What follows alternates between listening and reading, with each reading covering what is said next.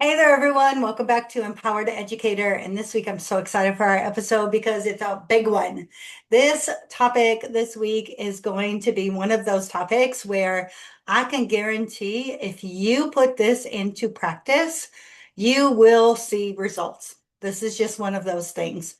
Now, before we get started with this week's episode, because you got to get your mind right, right? I also wanted to take a minute to talk about my new shirt today. So, Empowered Educator has a very significant meaning for me. I believe that when teachers feel empowered to be able to do the good work, they will go out there and they will do it, and they will continue to find ways to do it better. And the most important piece to any teacher's success in the classroom is how they are trained, developed, and supported. I listened to a podcast during the week this week driving to school, and they were talking about how principals and school leaders will often say, yes, I support my teachers. And they do.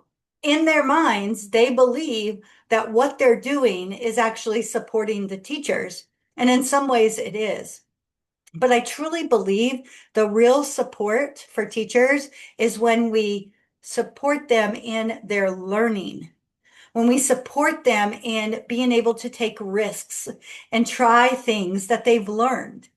And we support them by not being an I got you, but actually being a coach, being someone that will empower them to keep going because not everything works great the very first time. And we all know that. But we know that because we've been there, we've done that. So empowered became this buzzword for me as I was moving out of my principal seat, moving into the world of business, and moving back into working with the school the last year and a half. And it had so much significance that when I decided in January of this year, 2025, to start building my own alternative certification program for teachers, that had to be included in the title. So I am working on a proposal to submit with the Texas Education Agency so that I can be considered to be an educator preparation program provider with an alternative certification program for people out there in the world that believe that teaching is actually what they should be doing, but maybe they got their degree in something else because of other kinds of circumstances, and now they want to make this transition. Now, let me tell you, the work is hard, and I'm not afraid of hard work. I know how to write curriculum. I know how to develop programs of support. I know how to teach. But the other piece that's very challenging is the cost of submitting. There's cost for the actual submission. There's cost for the curriculum review. There's cost for getting your actual physical space set up. And all of that has to be 100% ready to go the moment that you turn in your application. The application is due by December 1st of 2025. I want to get ahead of the game, but before I can actually get there, I have to start raising some funds to be able to pay for all of these submissions. I wish I didn't. I really do wish, because asking for money is like the worst thing in the world for me. However, I want to make sure for those who actually donate to us get a little something in return. So you can definitely donate. Just give a straight donation out of the goodness of your heart. $1 would even help. If I can get enough people to give $1, we're going to be gold. However, this shirt is also going to be for sale within our program fundraiser. This shirt actually feels pretty good. I just got mine yesterday, so it's my first day to wear it. It is a man's cut. So I will tell you that it is a size small or medium. I can't remember. I do like having, sorry, it's backward on the camera, the logo up here rather than all the way across. However, you can get it either way. You can get a variety of colors, and you can get it shipped directly to you, either with free shipping or with a small shipping fee if you want your merchandise expedited to you. So make sure to head over to either one of my websites, either sherrydixonconsulting.com or uncommonedu.com, because there will be links to be able to purchase and or donate to our cause. All right, having said that, let's get started with this week's episode, and I'm calling it Instructional Time is Sacred. Protect it like it matters. So let's get started. So when I was a teacher in the classroom, when I first came to Houston, I always knew that I was going to have a specific amount of time to teach my lessons. Now, I prefer, over the years, I learned this, to be a self-contained teacher so that I could be responsible for all the content that my kids were receiving, be responsible for my kids because sometimes they go to other teachers and I just felt like they weren't being supported the way I would have done it. And I also liked the fact that if I got off pace, I could kind of do it ebb and flow. But then when I left the classroom, I realized that although I was able to do that well, and it was a skill I had to learn, not everybody was able to do it well. And this week in particular, I've noticed as we've gotten into our first week of school that we're already starting to see a pattern that we saw last year on our campus, which was teachers would send a message out to the entire group saying, oh, I'm running overtime. I need to have 2 or 3 more minutes. Okay, well, 2 or 3 more minutes doesn't seem like a big deal, right? But let's put this into perspective.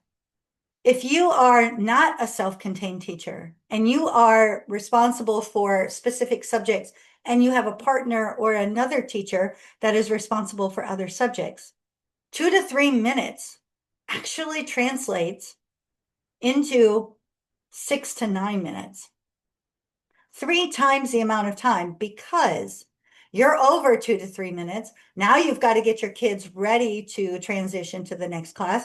Then they have to make a transition. And what happens for the next teacher? Now their time is cut. How frustrating is that if you're the next teacher? I've been the next teacher. I know part of why I loved being self-contained. However, as I started to see this week, I started to go into classrooms and see what was happening. Why is this happening? And I still need to do more research, but my preliminary observations have shown me that we're having a hard time getting started with our class, which is pushing everything back, which is then pushing us over our time, which is then causing us to have the delay and then affect our partner teacher. We call it bell-to-bell instruction on my campus. I call it maximize your instructional time. And in years prior, I've even said the phrase, we need to have a little sense of urgency. What does that mean? It doesn't matter what phrase you're using, but how does that translate in the classroom? Well, let's think about it. How do your students come into your classroom and get started? Do they have a sense of urgency? Do you have a sense of urgency? Are you getting them started with something right away? Or do they have an opportunity to meander around the room, to talk with their friends, to hang out at the pencil sharpener, to go to their lockers, to mess around at the restrooms, to hug everybody? Oh, I can't wait to see you again, blah, blah, blah, blah, blah. You're right. I know this because I see it, because I've been in classrooms. I've been in hallways. And so many times we think as teachers, well, this is their passing period. They need a moment, because I've been there and I've thought that. But then we realize, oh, I gave moments, so now I need to catch up on those moments. And I actually have a very structured, timed out lesson that needs to get accomplished. What I've also noticed with classrooms that run like that is that it takes double the time to then pull the students back together, get them sat down, get them started, and it doesn't matter how old or young they are. It's the same pattern. And I promise you, teachers, if this describes your classroom at any point in the year, you're wasting your time and you're doing harder work than you need to. Now, when I say I support teachers, I truly support teachers. And another phrase I use so many times is we're working harder, not smarter. So when it comes to maximizing instructional time, how do we work smarter? What are the little things that we can do to ensure that we're getting everything out of our 80 minutes or 90 minutes or 120 minutes that we can possibly get? Well, I'm going to tell you something that you're probably not going to love, but it starts with your lesson planning. People call it lesson internalization, call it whatever you want, but it is your preparation time for your lesson. When you know exactly what you're going to teach, how long it's going to take you to teach it, you have it all timed out, and you have something planned from the start to the finish of class, you're going to find that your class runs so much more smoothly. When I had something for my students to do, the moment they walked in, this is what I started to see. They walked in, they put their backpacks where they needed to go, they collected the materials they needed, they sat down and they got to work. Within a minute, 2 minutes, at the longest, 3 minutes, depending upon what the activity was, I could have them then transitioning into the next instructional activity. And I also heard on that same podcast, don't give students, actually, I'm lying to you. This was a social media post on Instagram. Do not give students downtime, because what happens when we give them downtime?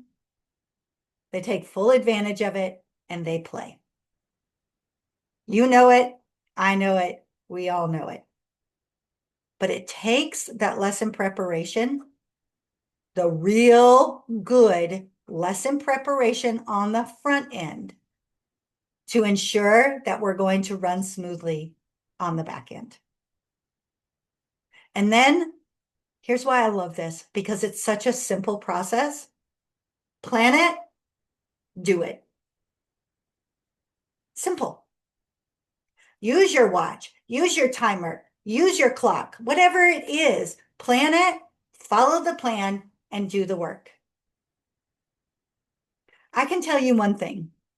Growing up in the home that I grew up in, I went to school because it was a safe, structured, calm place for me. Kids were not misbehaving in my classrooms because my teachers had it under control.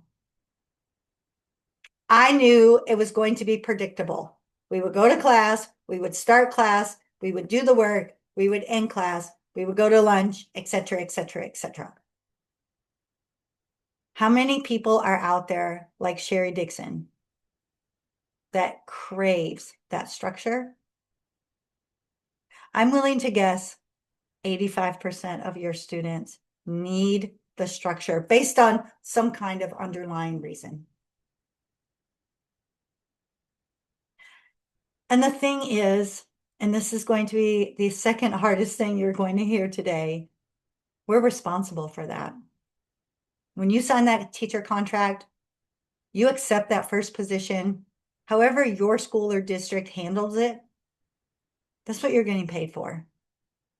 You're getting paid to teach children, and you're getting paid to provide them with an environment that allows them to learn.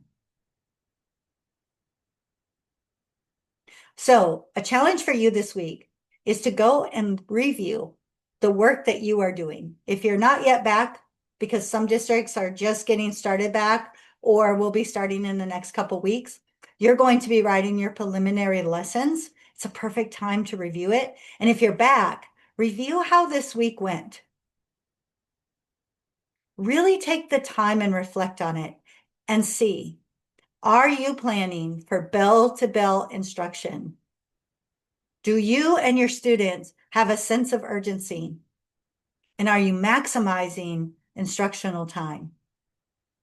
Because at the end of the day, this is what you never want to say. And as coaches and school leaders, we never want to hear, oh, I ran out of things for them to do, so I'm just letting them talk. Because that equals chaos, and chaos equals problems. And if you keep that as a pattern over and over and over, it becomes the norm. And your classroom is no longer a safe, calm place to learn, and you will no longer have the opportunities to teach. All right, y'all. That's everything for this week. I hope you had an amazing start to the school year if you started this week. And if it's coming, I hope that it's everything you want it to be. I say, go Texans, go teachers, and make sure to go to the links in the show notes so that you can donate or purchase your merchandise to help support the EmpowerED program coming up in 2026. Have a great week, and I'll see y'all next week right back here on Empowered Educator.